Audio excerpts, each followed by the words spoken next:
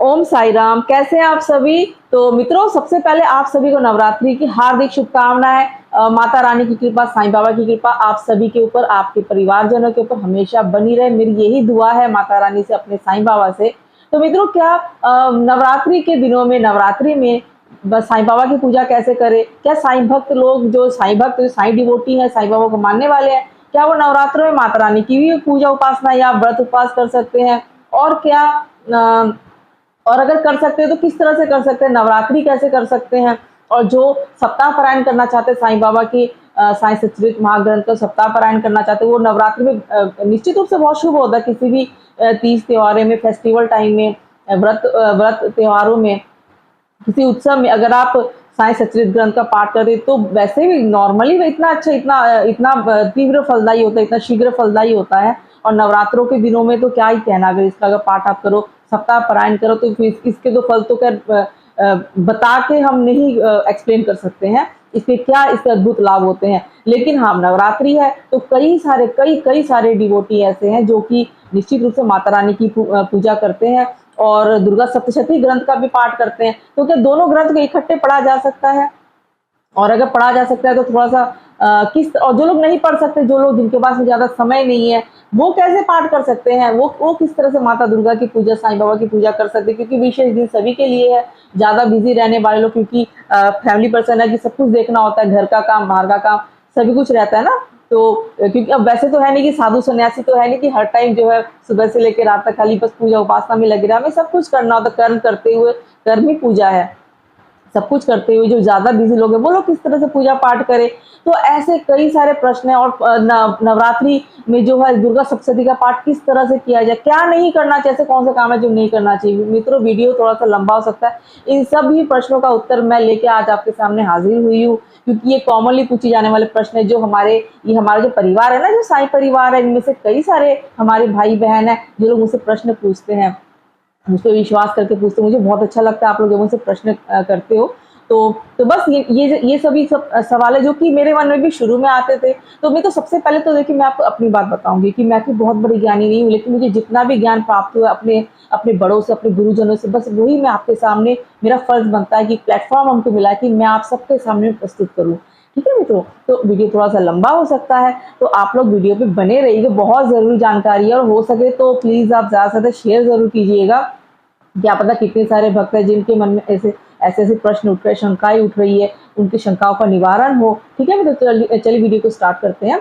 तो मित्रों, होता क्या है कि पहले मैं अपनी बात बताती हूँ कि मैं साईं बाबा से जो है, आप सभी को मैं बता चुकी बार बार कि मैं लगभग पिछले 4 सालों से बाबा के साथ में मैं जुड़ी हूँ। बाबा के साथ में मेरा विशेष लगाव है, बाबा के बिना हमारा जीवन अधूरा है। लेकिन लगभग पिछले, और उससे पहले मैं बाबा को जानती थी, निश्चित रूप से जानती थी कि साईं शिरडी के साईं बाबा है और उनको दूसरे देवी देवताओं के समान मानती थी। लेकिन विशेष लगाव, विशेष वो स्पेशल अटैचमेंट जो है, वो माँ बेटी वाला, पिता पुत्री वाला जो है वो, और परम मित्र वाला, गुरु वाला है, वो वाला अटैचमेंट नहीं, बिल्कुल भी नहीं था पहले। हाँ, लेकिन मैं सम्मान सभी का करती हूँ, बिल्कुल सम्मान करती थी।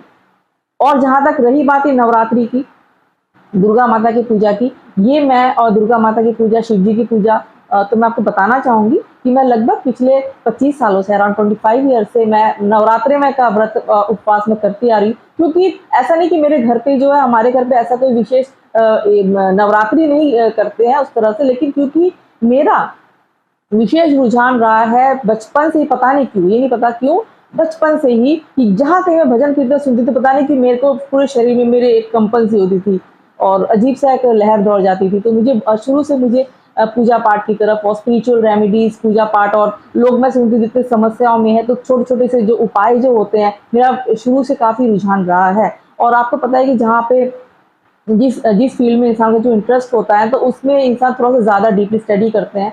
तो बस यहाँ दो अच्छे जो है मैंने अपने, और मौके भी मुझे मिले हैं थोड़ा सा मैं जानकारी इकट्ठी करने की। तो जो भी जो पंडित हैं, जो निश्चित रूप से उन्होंने बहुत मुझे गाइड किया, हमारे गुरुजन, हमारे घर में भी कुछ ऐसे बड़े बुजुर्ग थे, अब तो नहीं रहे, तो उनसे मुझे काफी कुछ और सीखने को मिला है। और तो बस मैं वही बताना चाहूँ, पिछले 25 सालों से मैं नवरात्रि के व्रत उपवास करती हूँ। लेकिन हाँ, इतना बताना चाहूंगी, लगभग 5-6 सालों से मैं उस तरह से फास्टिंग वगैरह नहीं कर पाती हूँ, क्योंकि बस थोड़ी सी मुझे प्रॉब्लम रहती है, हेल्थ प्रॉब्लम, माइग्रेन की, और थोड़ा सा रहता है। तो और थोड़ी सी जिम्मेदारियां बिल्कुल ही है, तो उस प्रकार से स्ट्रिक्टली मैं फास्ट नहीं कर पाती हूँ। लेकिन जितना मैं करती, जो मैं करती जरूर हूँ नवरात्रि के पहले और आखिरी का करती हूँ। जैसे पहले मैं करती थी पूरी तरह से फलाहार करके और नीचे शयन करना माता, उस उतना ज्यादा नहीं हो पाता है अभी बिल्कुल भी।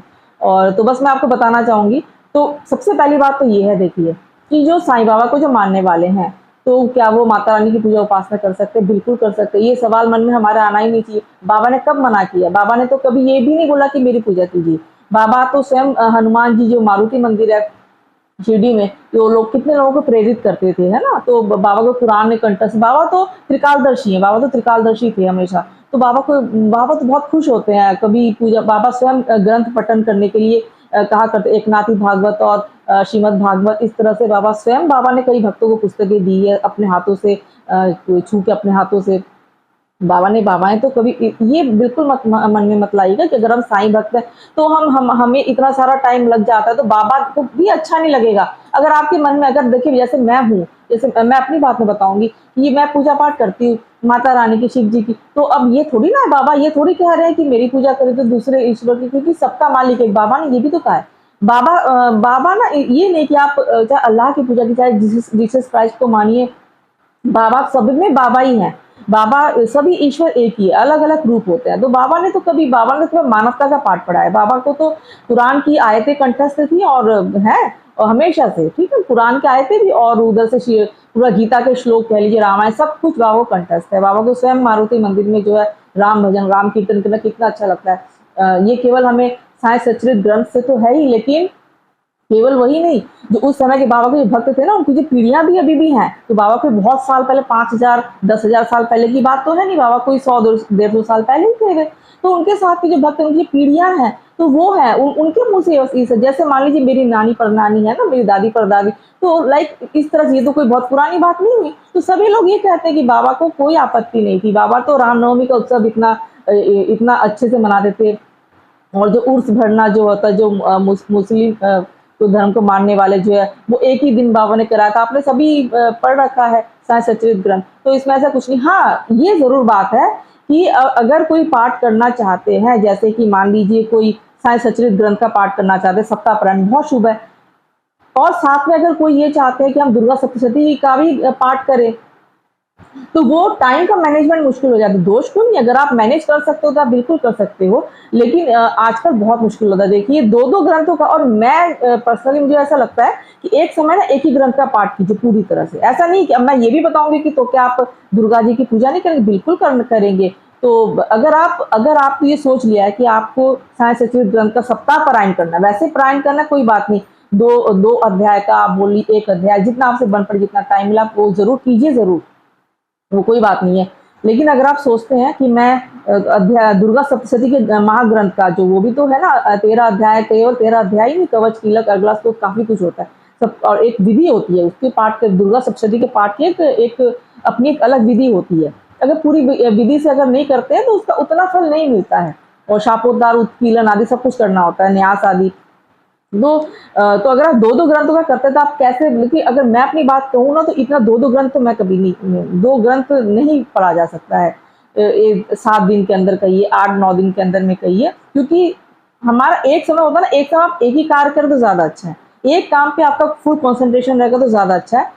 अगर आप ग्रंथ, या तो आप दुर्गा सप्तशती ग्रंथ का पूजा दोनों की बिल्कुल कीजिए अच्छे से, लेकिन या तो आप दुर्गा सप्तशती का पाठ कीजिए, पूर्ण पुस्तक पढ़िए, या तो फिर आप साईं सचरित ग्रंथ का पाठ कर लीजिए। मेरा कहना है, ऐसा कुछ नहीं। अगर आपको लगता है नहीं हम तो 2 ही पढ़ेंगे, तो हाँ बिल्कुल, लेकिन ज्यादा प्रेशर हो जाएगा, ठीक है। अगर आप फिर भी, अगर आपको लगता है तो कोई दोष नहीं है, ये तो बहुत ही अच्छी बात होगी, बल्कि अगर आप पढ़ सकते हैं तो। जनरली नहीं पढ़ सकते, ज्यादातर नहीं पढ़ सकते हैं कि 2-2 ग्रंथ। तो अब मैं आपको ये भी बताऊंगी, तो अगर नहीं पढ़ सकते तो कैसे करेंगे दुर्गा सप्तशती पाठ का पूरा फल मिले, ये भी मैं आपको बताऊंगी। अभी मैं बताने वाली वीडियो पे बने रहिएगा, तो ठीक है। तो मैं आपको बताना चाहूंगी कि अगर आप, सबसे पहले मैं आपको ये भी बता देती हूँ, अगर आप दुर्गा सप्तशती का पाठ करते, ये भी मुझसे प्रश्न पूछा एक बहन ने कि वो किस तरह से पाठ करना चाहिए, कितने अध्याय का पाठ करना चाहिए। तो देखिए दुर्गा सप्तशती का पाठ हो तो मैं बताऊंगी कितने अध्याय का पाठ करना चाहिए। देखिए दुर्गा सप्तशती के पाठ से पहले आपको कवच, कीलक का पाठ करना होता है, और अगला स्तोत्र का पाठ करना होता है, और उसके साथ में नरवाण मंत्र का जो ओम ऐं ह्रीं क्लीं चामुंडा विच्चे, इस मंत्र का जाप करना होता है।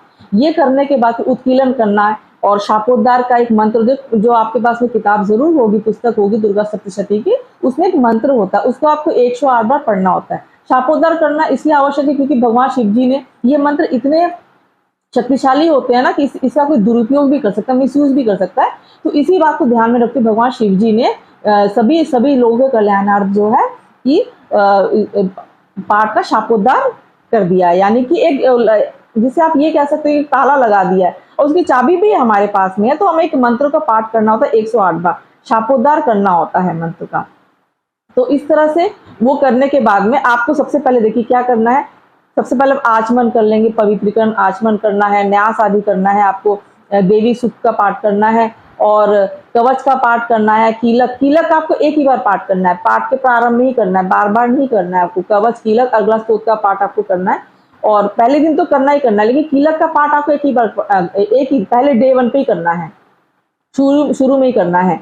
और अगर आप चाहे तो कवच का पाठ, आप अगला स्तोत्र का पाठ आप रोज पढ़ सकते हैं और चाहे तो नहीं भी पढ़ सकते, पहले दिन आपको जरूर पढ़ना है। और उसके बाद आपको न्यास आदि करना हो, तो न्यास का आपने पूरी तरह शुद्धिकरण, उल्टे हाथ लेफ्ट हैंड में पानी लेने के, थोड़ा सा पानी लेके इन सीधे हाथ की राइट हैंड की सभी उंगलियों को उसमें डुबा के उस पर इस तरह से पूरे मुंह पे हर भाग पर टच करना होता है। एक क्योंकि देवी हम पाठ करते हैं, देवी आती हमारे आत्मा में स्थापित होती है, तो उसके लिए न्यास आदि करना होता है। उसके बाद में फिर आपको देवी सूक्त का पाठ करना है और अगला ये नरवाण मंत्र का ओम ऐं ह्रीं क्लीं चामुंडा विच्चे का 108 बार शुरू में और एक बार अंत में संपुट लगाते, संपुटित पाठ होता है, तो ये आपको करना है। उसके बाद में फिर आपको जो है पाठ आपको प्रारंभ करना है। कितने अध्याय का, 13 अध्याय होते हैं, तो उसमें आपको कितने अध्याय का पाठ करना पड़ेगा। और हाँ, एक और उससे पहले आपको रात्रि सूक्त का भी पाठ करना है, देवी सूक्त, रात्रि सूक्त, सब कुछ पाठ करने के बाद में अब कितने अध्याय का पाठ करना होता है। पहले दिन आपको एक पहले अध्याय का पाठ करना है, दूसरे दिन आपको 2 अध्याय का पाठ करना होगा, ठीक है। और तीसरे दिन आपको एक ही अध्याय का पाठ करना है, चौथे दिन आपको 4 अध्याय का पाठ करना है, 5वें दिन 2 अध्याय का पाठ करना है, 6वें दिन 1 अध्याय का, 7वें दिन 2 अध्याय का पाठ करना है। इस तरह से आपको 13 अध्याय का पाठ आपका हो जाएगा। और अंत में फिर से आप नरवाण मंत्र ओम ऐं ह्रीं क्लीं चामुंडा विच्चे का आप जाप कर लीजिएगा। और एक और बात कहूंगी उसके अलावा, ठीक है, ये तो हुआ कि जो लोग दुर्गा सप्तशती का पूरी ग्रंथ को पाठ करना चाहते हैं, लेकिन जो लोग जिनके पास मतलब सबके, मैं सच कहूं, मैं आजकल नहीं पढ़ पाती हूँ, तो मैं क्या पढ़ती हूँ कि जिससे कि पूरा पाठ का फल प्राप्त हो जाता है। जो शुरू में जो दिया गया था अतिशि दुर्गा सप्तश्लोकी, जो आपके पुस्तक में लिखा ही होगा, 2 मिनट का है। अगर आप चाहे तो मैं बता भी दूंगी अगले वीडियो में, लेकिन 2 मिनट का है, पाठ होता है वो, उसमें मंत्र रहते हैं। तो अतिशि दुर्गा सप्तश्लोकी, उसमें बस 1 पेज का ही होता है, उसमें श्लोक दिए रहते हैं, उसको पाठ करने से आपको पूरा दुर्गा सप्तशती के पाठ का पूर्ण फल आपको प्राप्त हो जाएगा। इसके अलावा ये सिर्फ 2 से 3 मिनट का समय लगेगा आपको। उसके अलावा अगर आपके पास थोड़ा सा समय हो, आप जो है कुंजिका स्तोत्र का पाठ आप जरूर कीजिएगा। अगर आप कहते हैं कि कुंजिका स्तोत्र का पाठ किए बिना पूरा पाठ कंप्लीट नहीं होता है, पूरा पाठ का फल, कुंजिका स्तोत्र का पाठ करना बहुत ही, मुझे तो ये सब पाठ अभी ये मैं डेली की रूटीन में ही करती हूँ वैसे तो। और आप ये अतिशि दुर्गा सप्तश्लोकी, कुंजिका स्तोत्र, लेकिन अगर आपके पास, और ये आपको जरूर करना है। इसके अलावा आप देवी के 108 नाम, देवी के 32 नामों की माला, जो 32 देवी के 32 नाम है। इसके अलावा आप दुर्गा चालीसा का पाठ करें, बहुत अच्छा, अगर आप जितना समय, लेकिन मेन आपका अतिशि दुर्गा सप्तश्लोकी जो मंत्र है और कुंजिका स्तोत्र, ये तो आपको करना ही करना है। और इसके अलावा अगर आपको थोड़ा सा समय हो तो आप 108 नाम जाप कर सकते हैं, देवी के 32 नामों की माला, विंदेश्वरी चालीसा, विंदेश्वरी स्तोत्र, ये इनका पाठ आप कर लीजिए। और इसके बाद आपको छोटे से रूप में आप हवन जरूर, देवी माता को हवन बहुत ही प्रिय है, बहुत पसंद है हवन करना। हवन कैसे, छोटा से रूप में आप जैसे गाय के उपले जला के आप उसमें कपूर आदि से जला के उसमें गूगल, घी, थोड़ा सा गुड़ दे के और 2 लौंग डाल के, तो इस हवन सामग्री थोड़ा सा दे के, इस तरह से आप वो जो है हवन कर सकते, गूगल, राल आदि दे के वो छोटे से रूप में हवन जरूर कर लीजिएगा, बहुत अच्छा है। सातों 9 दिन अगर आप नहीं कर सकते, कम से कम पहले और अष्टमी के दिन आप जरूर कीजिएगा हवन, ठीक है। अंत में जब आप कन्या पूजन व्रत कराते अष्टमी अथवा नवमी को, उस दिन आप जरूर हवन कर लीजिएगा। और हवन दिन में करना है, दिन में सूरज ढलने से पहले छोटे से रूप में हवन हो जाता है। बड़े स्केल पे करते वो भी बहुत अच्छा है, लेकिन इतना जरूर कीजिएगा आप हो सके तो। और उसके अलावा आप शाम को, मैं आपको एडवाइस जरूर करूंगी, जरूर आप कीजिएगा, ये बिल्कुल बहुत इफेक्टिव है। शाम को आपको माँ लक्ष्मी माता का जो है श्री सूक्त आता है, श्री सूक्त और लक्ष्मी स्तोत्र और कनक धारा स्तोत्र का पाठ जरूर कीजिएगा। इससे कहते हैं सोने की वर्षा, ऐसा कहा जाता है कि शंकराचार्य जी ने किया था, उनको सोने की वर्षा हुई थी। ये पाठ बहुत अद्भुत है। इससे क्या होगा, पाठ शाम के टाइम में श्री सूक्त, लक्ष्मी सूक्त और कनक धारा स्तोत्र का पाठ जो आप करेंगे तो इससे घर में स्थिर लक्ष्मी का वास होता है, दरिद्रता हमेशा हमेशा के लिए नष्ट हो जाती है। वैसे भी नॉर्मल रूटीन पे मैं फ्राइडे को, थर्सडे को अगर टाइम मिलता है तो जरूर, नहीं तो फ्राइडे को और पूर्णिमा के दिन, लक्ष्मी पूजा के दिन विशेष रूप से मैं पाठ में जरूर करती हूँ। दोनों टाइम कोशिश करती हूँ पाठ करने की। और नवरात्रों में जरूर पाठ कीजिएगा, जरूर पाठ कीजिएगा, बहुत ही शुभ फल होता है।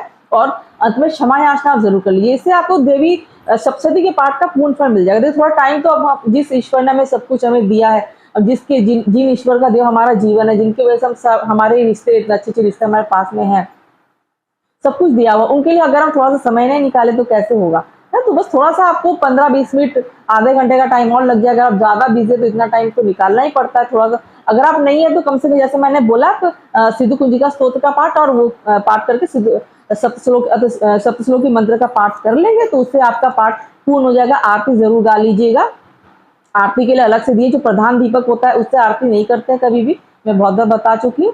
खाली आप कर्पूर से भी आरती कर सकते हैं, या तो फिर आप थोड़ा सा वो गूगल लोबान वगैरह जला के, फिर अलग से धूप जला के, अलग से आप दीप जला के आप वो आरती कर सकते हैं। खाली कपूर से भी आप आरती कर सकते हैं। और साईं बाबा के लिए तो खैर आप जितना भी आपसे बन पड़े आप जरूर आप पाठ कीजिएगा।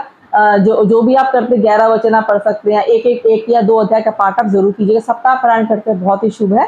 तो ये मैंने बता दिया कि आपको कि किस तरह से आप जो छोटे से, लेकिन आप कीजिएगा जरूर। माता रानी का है, ये माता प्रकृति माँ है, ये तो राज राजेश्वरी माँ दुर्गा है, ये इनके लिए जरूर थोड़ा बहुत कुछ ना कुछ आप सेवा जरूर कीजिएगा। ऐसा कुछ नहीं कि आपको बहुत ज्यादा बड़े स्केल पे, बहुत ज्यादा विस्तृत रूप में, विशाल रूप में आपको पूजा करनी तभी माता रानी खुश होंगी, ऐसा कुछ भी नहीं है।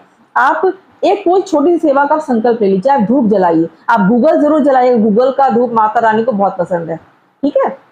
आप गूगल की धूप जरूर जलाइएगा, कम से कम धूप की सेवा जरूर दीजिएगा माता रानी के आगे। थोड़ा सा छोटा सा गाय का कंडा लेके, उपले लेके, जिसे उपले कहते, कंडे कहते, वो छोटा सा टुकड़ा लेके उसमें थोड़ा सा घी और कपूर से उसको प्रज्वलित करके आप उसमें थोड़ा सा गूगल जरूर दीजिएगा। और हो सके थोड़ा सा गुड़ देके, 2 लौंग देके और राल थोड़ा सा देके, गूगल की मात्रा ज्यादा रखिएगा, राल की कम रखिएगा। और साथ में थोड़ा सा लोबान दे, इसे देखिए, इसे पारलौकिक शक्ति बहुत आकर्षित होती है। आप केवल यही सेवा भी करेंगे ना तो इसे भी माँ खुशी खुशी स्वीकार करती है। देवी देवता को ये बहुत पसंद होता है ये धूप, और माता को गूगल की धूनी बहुत ही पसंद है। घर की एक शुद्धिकरण होता है और नेगेटिव एनर्जी जो है, नकारात्मक ऊर्जाओं का नाश होता है, सकारात्मक ऊर्जा का प्रभाव होता है। हमारे रुके हुए काम जो है वो बनने लग जाते हैं, फिर लक्ष्मी का वास होता है। और शाम को आपको क्या करना है, शाम को जैसे मैंने, अगर हो सके यह आप जरूर कीजिएगा, कनक धारा स्तोत्र का पाठ, लक्ष्मी सूक्त का पाठ, श्री सूक्त का पाठ आप जरूर कीजिएगा। लक्ष्मी स्तोत्र का पाठ होता है, लक्ष्मी स्तोत्र और श्री सूक्त और कनक धारा स्तोत्र का पाठ आप जरूर कीजिएगा शाम को, और करके आप आरती कर लीजिएगा। नैवेद्य चढ़ा जरूर दीजिएगा। नैवेद्य कुछ ना, माँ को बताशे का भोग लगा सकते, कोई ऐसा नहीं कि आपको बहुत कुछ आपको लगाना है। आप बताशे, पान के पत्ते पे, अगर पान के पत्ते पे लगा तो बहुत शुभ है। पान के पत्ते बुक, तो उसका आगे से जो डंठल होती है ना, पीछे का डंठल थोड़ा सा आगे, अग्र भाग जो होता है थोड़ा सा कट कर लेते हैं हमेशा, उसको कट करके उसमें आप थोड़ा सा आप दे दीजिए। उसमें थोड़ा सा बताशे हो गए, लौंग और इलायची, केवल इनका भी आप भोग लगा सकते हैं, पंचमेवे का भी भोग लगा सकते हैं बहुत। लेकिन आप कुछ ना कुछ जरूर कीजिएगा। और क्या नहीं करना चाहिए, मैं आपको बता दूं कि आप चाहे व्रत करें चाहे ना करें, आपको कुछ काम ऐसे जो आपको बिल्कुल नहीं करने हैं। नवरात्रि में तो क्या कभी भी ऐसे करने नहीं चाहिए, लेकिन हो सके कोई भी स्पेशल, कोई भी तीज फेस्टिवल टाइम पे, उत्सव के दिनों में हमें कुछ कार्य ऐसे जो कि हमको नहीं करने चाहिए। वो कौन से कार्य हैं? सबसे पहले तो जो लोग नॉनवेज जो खाना खा, जो नॉन वेजिटेरियन है, वो प्लीज वो नॉनवेज बिल्कुल भी ना करे, क्योंकि आप जितना ही पूजा करेंगे घर पे ऐसे बन रहा है ना, तो इनकी गंध से वो ये नहीं आती है, फिर ये देवी शक्तियां जो है, दैवीय शक्तियां घर में प्रवेश नहीं होती है, और इससे पूजा पाठ का फिर विशेष दिनों में तो वो कभी नहीं आते हैं, है ना। तो वैसे आप नॉर्मल लेते हो तो ठीक है, लेकिन विशेष पूजा पाठ के दिनों में नॉनवेज बिल्कुल नहीं ग्रहण करना है। अगर देखिए अब कोई हमारी बहन अगर ऐसी जॉइंट फैमिली में रहती है, उनके घर वाले अगर नहीं मानते हैं तब तो कुछ कर नहीं सकते, लेकिन कम से कम आप ट्राई कीजिएगा, आप मत खाइए, ठीक है। नॉनवेज बिल्कुल नहीं खाना है। हो सके तो प्याज लहसुन तो बिल्कुल नहीं खाना। अगर व्रत करते हैं घर में कोई भी, ऐसा तो हालांकि जनरली नहीं खाते हैं लोग, ठीक है, वैसे नहीं खाना ही अच्छा, सात्विक भोजन आहार करना ही अच्छा, इससे हमारी बॉडी भी डिटॉक्सिफाई होती है, क्योंकि एक तो सीजन चेंजिंग का टाइम होता है, ये सब जो हमारे रीति रिवाज है ना, हमारे लिए ही अच्छा होता है, हमारे भले के लिए ही होता है। अगर हम, क्योंकि इससे नहीं तो भी काफी सारी बीमारियां भी होती है, आप देखोगे इस टाइम पे, तो इससे हमारी थोड़ा सा व्रत उपवास, थोड़ा सा हल्का खाने से, थोड़ा फलाहार करने से, और एक टाइम का खाना खा लेंगे अगर हम, जैसे सिंगाड़े के आटे से आलू की सब्जी होगी, तो एक समय का खाना खा लेते हैं, तो इससे हमारी बॉडी की जो डिटॉक्सिफाई होती है, विषैले पदार्थ हमारे निकल जाते हैं शरीर से, हमारा शरीर स्वस्थ रहता है, इससे बीमारियों से बचा हुआ रहता है। तो साइंटिफिकली भी देखा जाए तो इसका बहुत ही काफी इसका जो है लाभ है इसका। तो बस वही कहूंगी, और क्या कार्य आपको नहीं करना है, देखिए गुस्सा करना है, और घर पे जब कई बार मैंने देखा है कि नवरात्रि का व्रत रखा जा रहा है, घर के जो बच्चे होते, जो विशेष रूप से जो कन्याएं, जो लड़कियां जो हैं, बच्चियां शरारतें करते ही हो जाता है, एकदम से ना डांट देना, गुस्सा करना, हाथ उठा देना, फट से है मार देना, तो ये सब चीजें मैंने देखा है, मैंने कही, तो ये सब चीजें गलती से भी नहीं करनी है, ये हमेशा ध्यान रखना है। लोग सोचते कोई बात, वो तो हमारी बेटी है, अरे हमारी बेटी है, हमारी बेटी हो चाहे कोई भी बेटी हो, विशेष वैसे तो खैर कोई बात नहीं, हम तो नॉर्मली हो ही जाता है कि बच्चे बहुत ज्यादा शरारत करते हैं, आजकल मानते नहीं है, तो हमें थोड़ा जब तक गुस्सा नहीं करेंगे तो बच्चा मानते भी नहीं, तो बात सच है। लेकिन आप कंट्रोल कीजिएगा प्लीज, आप ज्यादा मुंह से कुछ ऐसी बात ना निकले, है ना, कुछ ऐसी, हम ना गुस्से में ऐसे बोल जाते हैं, ऐसे शब्द मुंह से बिल्कुल नहीं निकलने चाहिए, ठीक है। शैतान है, कहते हैं बदमाश शैतान है, हालांकि कोई वो नहीं शैतान, आप सोचेंगे शैतान कौन होता है, शैतान मतलब जो राक्षस प्रवृत्ति है ये है, इस तरह से ऐसे नहीं बोलना चाहिए। तो मैंने सुना है, और कई मैंने देखे भी हैं कि नवरात्रि का व्रत रखा, घट स्थापना कर रखी है, पूजा फास्ट, और घर के बच्चे शैतानी करे तो उनको मार भी दिया है, थप्पड़ भी लगा देते हैं, क्योंकि वो भी व्रत उपवास रखकर उनके ऊपर प्रेशर होता है। तो लेकिन ये सब चीजों से बचना चाहिए। एक और काम है, चाहे जितने भी आप बिजी हो, जितने भी आप चाहे जल्दबाजी में हो, आप कार ड्राइव कर रहे हैं, कोई रेड लाइट पे होता है ना, छोटी छोटी बच्चे आए, तो गरीब जो बच्चे आए थे खाने को मांगती है, बच्चियां हैं, और कुछ जो महिलाएं हैं गोदी में बच्चा लेके, गरीब जो कुछ खाने मांगती है, बार बार आपको है ना, होता है डिस्टर्बेंस, तो हो जाता है, लेट हो रहे हैं, जाना है, ट्रैफिक में फंसे, वो मांगते रहते हैं आके, किसी भी तरह से उनको झिड़कना नहीं है कभी से, चाहे व्रत करे चाहे ना करे।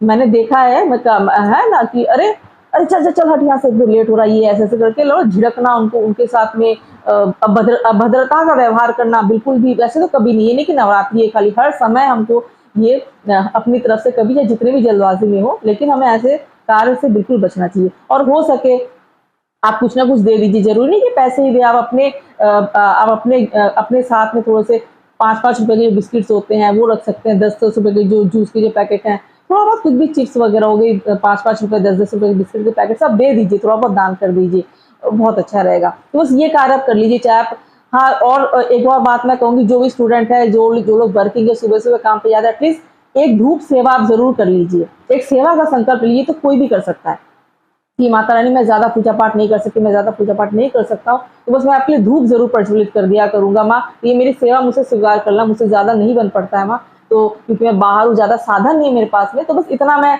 कर लूँ, आप उसी को आप स्वीकार कर लीजिए माता रानी। तो बस आप गूगल की धुनी और थोड़े से, और तो थोड़े से गूगल कपूर में थोड़ा सा गूगल डाल के, या तो और गुड़ में थोड़ा सा घी में, गुड़ को थोड़ा सा घी में डुबो के आप उसमें गाय के उपले में थोड़ा सा पीस अगर जला देते हैं, उसमें डालो, बिल्कुल बहुत ही शुभ होता है, बहुत अच्छा। ये तो पारंपरिक धूप होते हैं ये सब, तो ठीक है। तो बस मुझे ये था कि मैं आपको जो भी ये सब कई सारे प्रश्न हैं, आप बिल्कुल, बाबा ने कभी मना नहीं किया है, साईं भक्त है, आप बिल्कुल पूजा पाठ करिए, बिल्कुल अपने मन को मत कीजिए। मैं तो पाठ करती हूँ, ये सब पाठ मैं डेली रूटीन पे मैं करती हूँ, क्योंकि जितना हो सकता है ना, मैं सिद्ध कुंजी का स्तोत्र और दुर्गा चालीसा, विंदेश्वरी चालीसा, विंदेश्वरी स्तोत्र तो मैं नवरात्रों में ही पढ़ती हूँ। पूरा दुर्गा सप्तशती का पाठ आजकल मैं नहीं कर पाती हूँ, क्योंकि कई सारी जिम्मेदारियां हैं, क्योंकि देखिए इतना सारा हम पाठ, 2-2 ग्रंथों का पाठ नहीं कर पाते, हमको घर भी देखना है, कुकिंग भी करना है,